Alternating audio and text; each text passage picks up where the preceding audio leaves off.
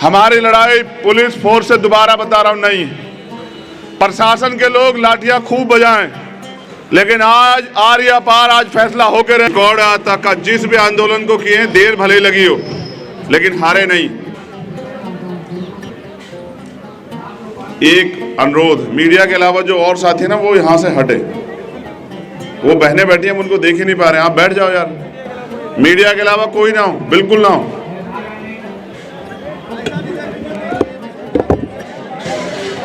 चौहान साहब आज आवाज बस अब बहनों को ऐसे ही सुनना पड़ेगा हमें। तो सबसे पहले तो मैं एसएससी जीडी के सभी बच्चों का, अभ्यर्थियों का धन्यवाद करता हूं कि वो अपने हक की लड़ाई के लिए आए।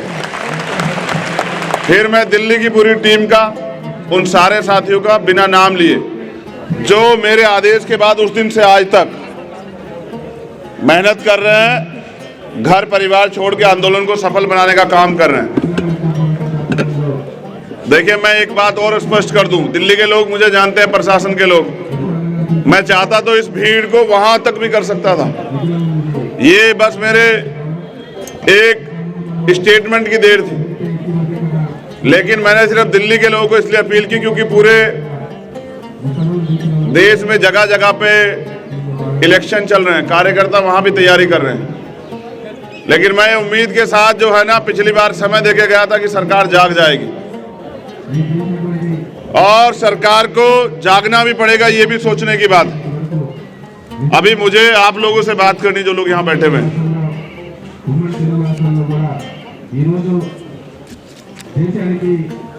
मैं समझता हूं कि आजाद भारत में गुलामों जैसी स्थिति क्यों बनी। एक वो भारत था जब हम अंग्रेजों के गुलाम थे, तब हमें अपने अधिकारों के लिए लड़ने का अधिकार नहीं था, तब हमें अपने हिस्से की लड़ाई लड़ने के लिए अधिकार नहीं थे। ये आजाद भारत है। यहाँ षड्यंत्र से शिक्षा महंगी की गई है। यहाँ शिक्षा महंगी है, मौत आसान है, सस्ती मौत। महंगी शिक्षा, सस्ती मौत। और नौकरी के लिए जो करना पड़ रहा है वो मुझे बताने की जरूरत नहीं है। लेकिन गजब की बात यह है कि अगर नौजवान अपनी मांग इस सरकार से नहीं रखेंगे तो क्या वो अपनी मांग रखने के लिए किसी दूसरी सरकार से मांग रखेंगे? क्या वो अमेरिका वालों से मांग करें अपने हक की, अपने अधिकारों की? क्या वो फ्रांस, जनवरी, ब्रिटेन वालों से बात करें? क्या वो श्रीलंका, नेपाल, चाइना के लोगों से बात करें? ये सरकार आखिर नौजवानों की बात सुनना क्यों नहीं चाहती? उस नौजवान की बात जो नौजवान इस देश की रीढ़ है, जो नौजवान इस देश की रक्षा करता सीमा के पर खड़ा होकर, जो अपने जान का बलिदान देता है, उस नौजवान को सरकार क्यों नहीं सुनना चाहती है? अगर उसका सबसे बड़ा कारण मुझे समझ आता है तो वो ये है कि सरकार नौजवानों को गुलाम समझती है। सरकार हमें जातियों, धर्मों में बांट के राजनीतिक अपनी रोटियां सेकना चाहती है, लेकिन हमारे हक अधिकारों को देना नहीं चाहती। आप इलेक्शन का समय देखोगे, हर आदमी कहेगा 2 करोड़ रोजगार दे देंगे, 15 लाख रोजगार दे देंगे, 10 लाख रोजगार दे देंगे। लेकिन आप नौजवान साथी हो तो सोचो, जब सरकारी डिपार्टमेंट ही नहीं रहेंगे तो रोजगार कहां से मिलेंगे सरकारी? जिस तरह से सरकार निजीकरण कर रही है, जिस तरह से सरकार सरकारी डिपार्टमेंट खत्म कर रही है, आप सरकारी नौकरी के लिए लड़ रहे हो, प्राइवेट के लिए? जरा हाथ उठा के बताना, दोनों हाथ उठा के बताओ कौन सी नौकरी के लिए लड़ रहे हो?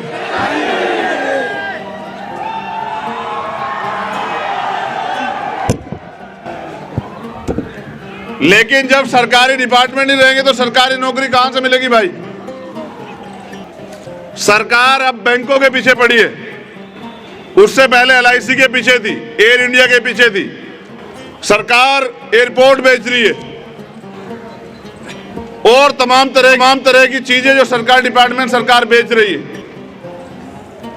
आखिर सरकार को नौजवानों से इतनी नफरत क्यों है? आखिर सरकार नौजवानों की बात क्यों नहीं सुनना चाहती है? आखिर सरकार जानबूझ के नौजवानों को कमजोर क्यों बना देना चाहती है? मैं रात भी सुन रहा था और अब भी सुन रहा हूं। यहां जो बहनें बैठी है ना, किसका 3 महीने का बच्चा है, किसी का 13 महीने का बच्चा है, किसी के 3 साल का बच्चा है। अगर ये सरकार मजबूर, लाचार बहनों की, बेटियों की, युवाओं की आवाज नहीं सुनना चाहती तो ये सरकार है किसकी? जो युवाओं को नकार दे वो क्या युवाओं की सरकार हो सकती है? जो युवाओं को मरने पे, तड़पने पे, सड़कों पे पड़ने पे, भूखे प्यासे रहने पे मजबूर कर दे, क्या वो युवाओं की सरकार हो सकती है? जिस सरकार के इशारे पे पुलिस के लोग, आरएएफ के लोग, जो और फोर्स के लोग हैं, वो बहनों के कपड़े फाड़े, उनको लाठियां मारे, उनको बेइज्जत करे, उनके हाथ तोड़ दे, वो सरकार बहनों की सरकार हो सकती है क्या? जो सरकार बहनों से उनके तरक्की के रास्ते छीन ले, जो सरकार नौजवानों से देश की सेवा करने का अधिकार छीन ले, वो सरकार नौजवानों की या बहनों की सरकार हो सकती है क्या? जब ये सरकार नौजवानों की, बहनों की, किसानों की, मजदूरों की किसी की सुनवाई नहीं करना चाहती तो ये चंद पूंजीपतियों की सरकार ये समझ सकती है कि ज्यादा दिन टिकने वाली है क्या? जिस दिन नौजवान अपने हक अधिकार के लिए खड़ा हो गया उस दिन ये सरकार के लोग नाक रगड़ेंगे आपके सामने। मैंने पिछली बार भी आपसे कहा था, ये लोकतंत्र है। आंदोलन करने का, अपनी बात को कहने का, हक की लड़ाई लड़ने का अधिकार भारतीय संविधान हमें देता है। इसको हमसे कोई नहीं छीन सकता। लेकिन मैं ये भी बता दूं कि अगर सरकार हमारी मांग नहीं सुनेगी, सरकार हमें मजबूर करेगी, तो हमें आंदोलन को और ताकतवर बनाना पड़ेगा। हमें सरकार को बताना पड़ेगा कि जो नौजवान देश की रक्षा के लिए प्राणों का बलिदान दे सकता है वो अपने हक अधिकार के लिए लड़ भी सकता है और वो अपने हक अधिकार के लिए इस निकम्मी, झूठी, युवा विरोधी, महिला विरोधी सरकार को सबक भी सिखा सकता है। गृह मंत्री जी बताएं, क्या चुनाव जरूरी है या नौजवानों की मांग जरूरी है? क्या चुनाव जरूरी है? यूपी में कह रहे हैं राशन बांट रहे हैं। यूपी के अलावा तो कहीं और जगह तुम्हारी सरकारें, वहां क्यों नहीं बांट रहे हो? यूपी में इलेक्शन है, चुनाव में वोट खरीदने हैं, गरीबों को, बेबसों को कमजोर बनाना है। उनके हक अधिकार, वोट जो है उनकी सबसे बड़ी ताकत, वो ठगनी है पैसे पे या उपहार देके या राशन पे। इसलिए आप वहां राशन बांट रहे हो। आपको ये 11 महीने से सड़क पे लड़ते हुए बहनें और भाई नहीं दिखाई दिए आपको? क्या गृह मंत्री जी आपको इन बेबस बहनों की चीखें, आवाजें नहीं जाती है? वो भी कहे बहनें हमारे सामने कहें कि परिवार के लोग भी टूटने लगे। मैं ये कहना चाहता हूं कि टूटो मत, किसानों से सीख लो। 750 किसान बलिदान हुए, हजारों लोगों ने जेल काटी और 1 साल से ज्यादा समय वो लड़ते रहे। बारिश आई, ठंड आई, धूप आई, तमाम तरह की परेशानी आई। उनको अपराधी कहा गया, उनको नक्सली, खालिस्तानी, पता नहीं क्या क्या कहा गया। उनका दोष ये था कि वो अपने अधिकारों के लिए लड़ रहे थे। आपको भी अगर अधिकार चाहिए तो आपको लड़ना पड़ेगा और अगर आप लड़ने के लिए तैयार हैं तो विश्वास कीजिए, ये लोकतंत्र है, यहाँ संविधान है, यहाँ लड़ाई तलवारों और बंदूकों से नहीं लड़ी जाती। आज पुलिस आपको लाठी मारे, गोली मारे, आज आप पलट के जवाब नहीं देंगे, लेकिन सरकार को दिखा देंगे कि क्या तो वर्दी चाहिए या फिर अर्थी चाहिए। आज आपको ये भी देखना है कि जो बड़े बड़े भाषण दे रहे हैं प्रधानमंत्री, गृह मंत्री और कई मुख्यमंत्री, आज वो ये भी बताएं कि वो बहनों के सम्मान में क्या कर रहे हैं। क्या वो 11 महीनों से सड़कों पे सख्ती हुई परेशान होती बहनों के दर्द को नहीं सुनना चाहते? यहाँ वर्दी पहने हमारे भाई भी लोग खड़े हैं। क्या अपने हक की मांग करना, अगर आपको जो लोग नौकरी में है, सेवा में है, फोर्स में, अगर आपकी 6 महीने की तनख्वाह रोक ली जाए और आपके बच्चे रोटी के लिए भूखे मरने लग जाएं, उनकी पढ़ाई, उनकी फीस ना जमा हो, उनके पास कपड़े ना बचे, तो आप अपने हक अधिकार के लिए क्या करोगे? है जवाब आपके पास?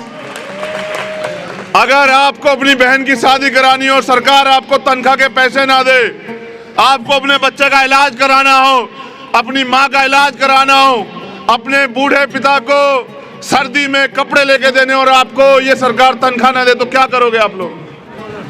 ये नौजवान कलर की नौकरी के लिए नहीं लड़ रहे हैं, मैं फिर कह रहा हूं, ये अगर लड़ रहे हैं तो वर्दी के लिए लड़ रहे हैं, देश में बलिदान देने के लिए लड़ रहे हैं।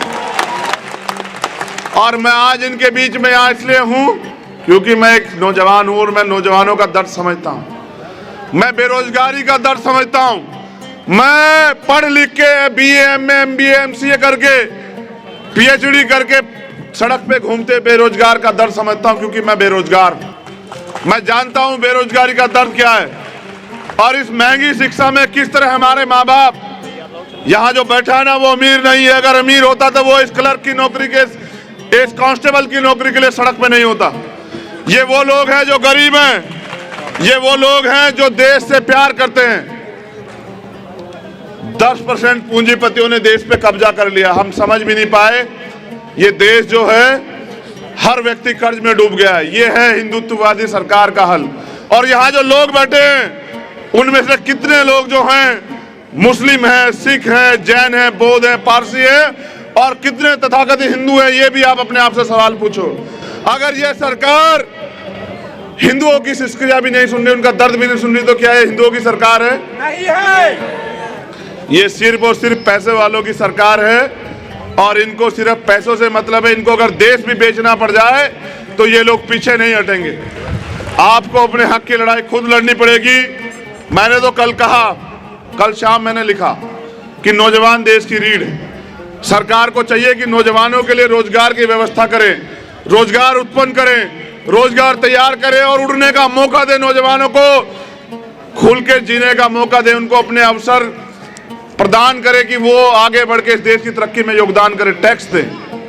लेकिन आपने नौजवान को दिया क्या पिछले 7 साल में? बेरोजगारी, सुसाइड, लाठियां। जब हक के लिए लड़ने आते हो तो लाठियों से पीटते हो, जूतों से पीटते हो।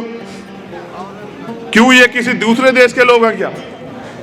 क्या ये आपके बच्चे नहीं हैं? और अगर अमीरों को गरीबों से इतनी नफरत है तो लिखो कि बहुत कम समय बचा है गरीबों के पास, आप गरीब हक की लड़ाई के लिए सारी लड़ाई लड़ने को तैयार है। अब अमीरों को अपने दरवाजे मजबूती से बंद कर लेने चाहिए। अब गरीब किसी से रुकेगा नहीं, अब गरीब ज्यादा दिन मांगेगा भी नहीं, क्योंकि जब जुल्म, जाति, अन्य अत्याचार की इंतहा हो जाती है तो फिर क्रांति जन्म लेती है। और आज इस धरती से क्रांति जन्म लेगी, जंतर मंतर की धरती से। और आप जानते हैं, मुझे गवाही नहीं देनी, ये देश बलिदान का देश है। हम शहीद आजम सरदार भगत सिंह के भाई हैं, बच्चे हैं। इंकलाब! इंकलाब! इंकलाब! इंकलाब! युवा जाग चुका है। हम शहीद आजम उधम सिंह के बच्चे हैं, हम शहीद आजम सरदार करतार सिंह सराभा के बच्चे हैं, हम बाबा साहब अम्बेडकर के बच्चे हैं, हम सरदार पटेल के बच्चे हैं। हम इस मातृभूमि की रक्षा के लिए अपने प्राणों का बलिदान दे सकते हैं, लेकिन अपने हक अधिकार छीनने नहीं देंगे सरकार को। सरकार सुन ले। मैंने कमिश्नर साहब से कहा था कि बात कर लो, गृह मंत्री क्या कहते हैं, वो नौजवानों को उनका हक देना चाहते नहीं देना चाहते हैं, वरना फिर हम अपने हक अधिकारों के लिए लड़ेंगे। हमारी लड़ाई पुलिस फोर्स से, दोबारा बता रहा हूं, नहीं। प्रशासन के लोग लाठियां खूब बजाएं, लेकिन आज आर या पार आज फैसला होकर रहेगा कि नौजवानों को क्या मिलेगा।